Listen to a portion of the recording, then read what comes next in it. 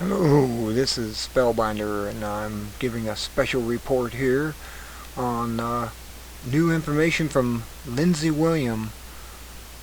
He showed up on Alex Jones' show today to announce that his first informant, he has two now. He actually had two all along, but the first one, the old guy they kept talking about, was getting ready to kick the bucket and die. Well, he believes he has because he can't get a hold of him. So they've come forward to give his name, which is Max Fromm, F-R-O-O-M. And as far as we know, he may still be alive, but he can't talk anymore. He said he talked to the family about a week ago, and they said he could barely talk. So he hasn't had any new information from him, but he has new information from his second informant in the oil company. And these elitists have told him new information that they're going to drive the price of gasoline up to $5-6 a gallon in the short term here. And the oil is going to skyrocket up to $160 to $200 a barrel, and all this is supposed to start happening now, which it has been happening because gas is up about $3 a gallon in most places.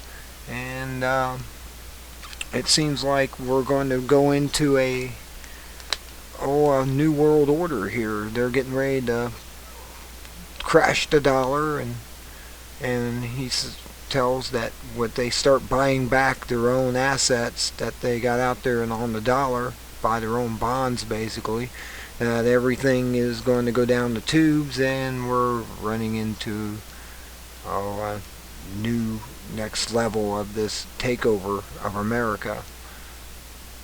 And it's not going to be very much longer now. It's pretty scary. I'm going to go ahead and start playing this and let you hear what Lindsey has to say for the next 10 minutes and let you absorb what's coming down the pike. It's not pleasant. It's not a good day in the world or America. And they're going to pull this over our eyes before the Republicans can do or say anything. Listen. I continue to try to get a hold of them after he leaves us in about 10 minutes. And I told him towards the end of the next hour, we'll get him to pop back in with the fact of, is he on his deathbed? Has he died? But Lindsey was pretty sure from what they told him that, well, he was more confident to go ahead and put out more information today. And of course, I was going off what the producer had told me in his conversation with Lindsey. This news moves quickly here. But Lindsey, this is so important. Again, we see the dollar plunging, we see oil exploding, we see gold exploding, silver exploding. Everything that this Mr. X told you, you can now say his last name. People can find it easily, but Fromm. And then, of course, the other Mr. X, who is that you've been talking to. When did you talk to him? Well, I've talked to both of them. Well, the second Mr. X, I talked to him only the day before yesterday. I talk with him on a regular basis. I do have to call and see how the first Mr. X is. But now going from memory here, you haven't talked to him in a week or two, or when's the last time you talked to the Mr. X who's on his deathbed? Approximately a week and a half ago.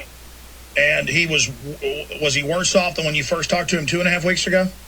Very weak, very concerned about his eternal destination. We had a lengthy talk, and of course, as you know, being a minister for 50 years of the gospel, we were very frank, talked extensively, and I hope to see this and trust and think I will see this gentleman in heaven. Well, that's certainly good news, and you've also had a chance to talk to the family, correct? Yes, I have, and they know who I am, and of course allowed me to talk with him when they wouldn't even allow other people through. But yes. What do they think about all this New World Order stuff, or can you not talk about that? I have never talked to him about it. All I've talked to him is about Mr. Fromm himself. But to them, I have never discussed all of this because we only had conversations about Mr. Fromm's condition. Now, there were a few things that Mr. Fromm told you that you said you didn't want to talk about until you could reveal, and just out of respect, I don't think he'd even really told you not to, but you just haven't been, but now you have, plus other people figured it out, so, the cat's out of the bag, as they say. But what were some of the other things that you said out of respect for him you didn't want to talk about until he was, had left this plane of existence? Well, there's so much to this crisis in the Middle East, and he had gone into depth about this back about 2 years ago, and then a year ago when I was on your program, I had to contact him and say, are we going to war with Iran? What's the Middle East crisis? And then, of course, now it's very obvious that there is going to be some sort of a Middle East crisis. And, of course, the elite want this. It's something that it's time for it. Well, just to recap, you said that program. Just to recap and interrupt, you said 2 years ago, no attack on Iran. You said a year ago, no attack on Iran. You said 6 months ago. But now in the last 3 weeks talking to him, and I guess you're saying the other Mr. X confirmed it, correct me if I'm wrong, but that they are looking for some type of crisis in the Middle East. There'll be a crisis, but it will merely be a distraction. They want to take your mind off of where the real issue is, which is Russia and China. And I can't stress enough that you've got to keep watching what's happening over there in Russia and China, and every little deal that goes on in relation to the new agreement that they've signed for Russia to provide all the energy needs for China. And as a result, they're not using the dollar. There was no dollar value given in any of this. All of this is so important to where the American dollar is going. And the fact that Mr. X told me positively 2 years ago, and I recorded it, said it on your program, I said the dollar will be dead by 2012. By the end of 2012, we'll either have a replaced currency or we'll have a totally dead dollar. And whenever you see oil prices get to $200 a barrel, for all practical purposes, the dollar has diminished to probably 25 or 30% of its true purchasing power. Well, that means, just as Bob Chapman said a few moments ago, this means massive inflation. And that's why the whole world's complaining and angry with the Federal Reserve right now, but they don't care. They're going ahead with it.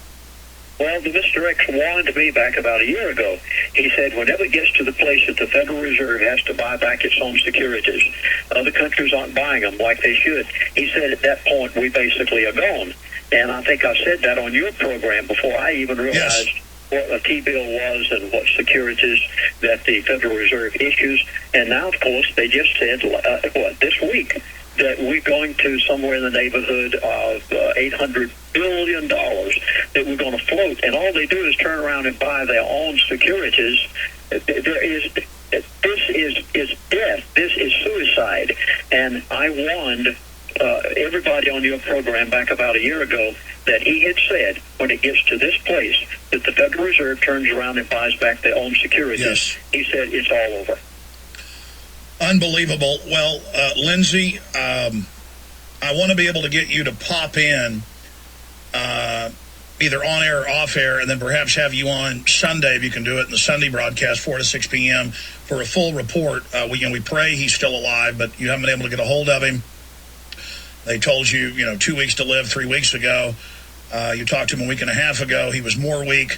And then there's even more you can reveal, once unfortunately, he passes on. But also, I want you to be able to try to get a hold of them, the family, again, right now. And then to make sure you've got the hotline. Do you have the number that we called you on? Yes, I do.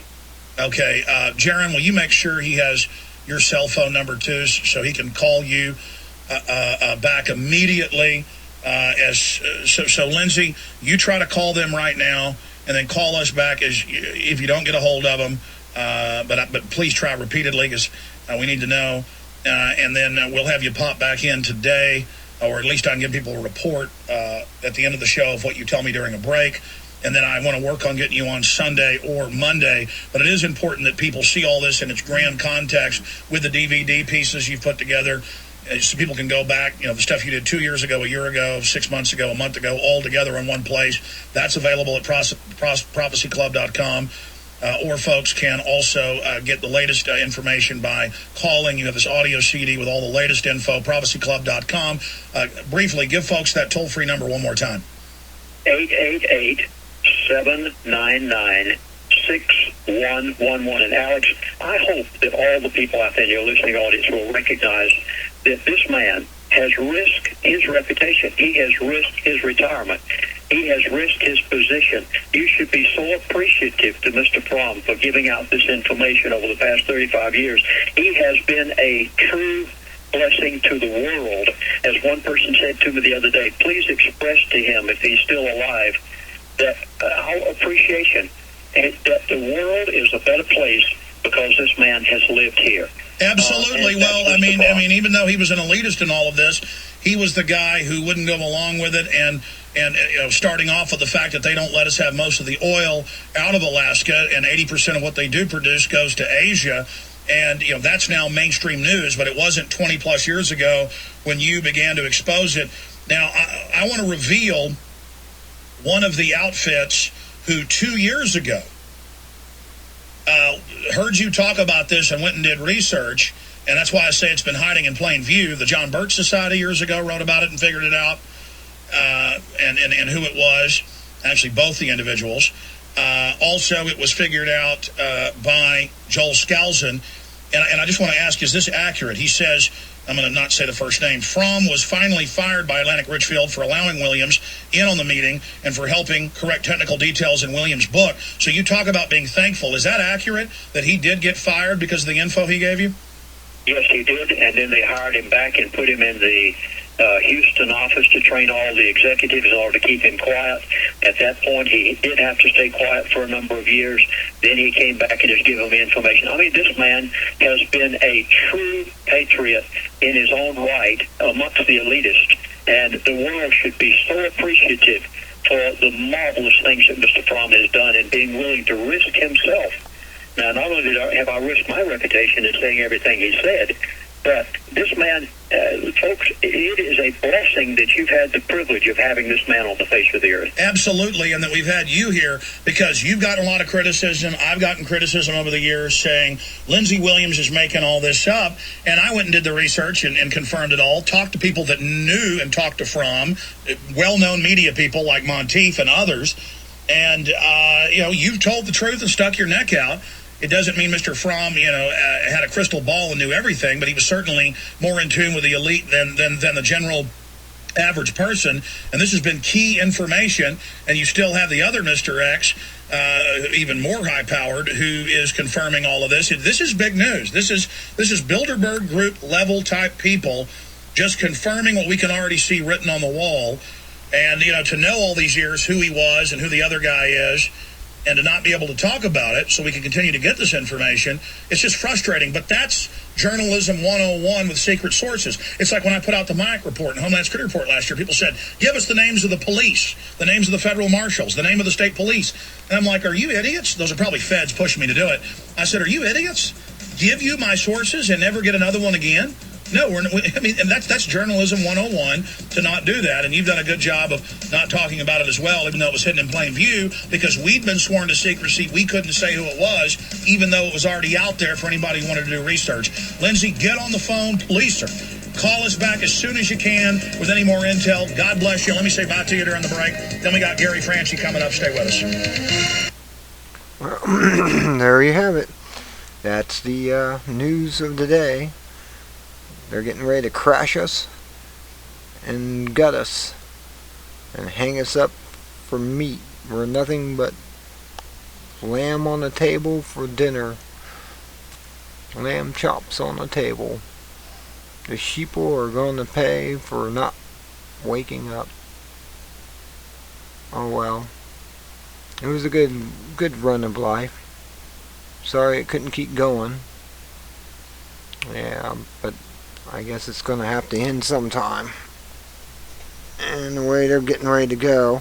Oh, and by, beware tomorrow. Tomorrow is the 6th of November. And apparently there's a lot of signs saying we may have a terrorist attack of one sort or another tomorrow. Due to the Simsons showing a nuclear explosion going off and a clock hitting next to Homer rising in his hammock, and he looks at it and it says 5 till 6, so it's 11:06, and the clock looks like a 10. So beware of that. It could be a sign. Until next time, be good at it. This is Spellbinder. Good day.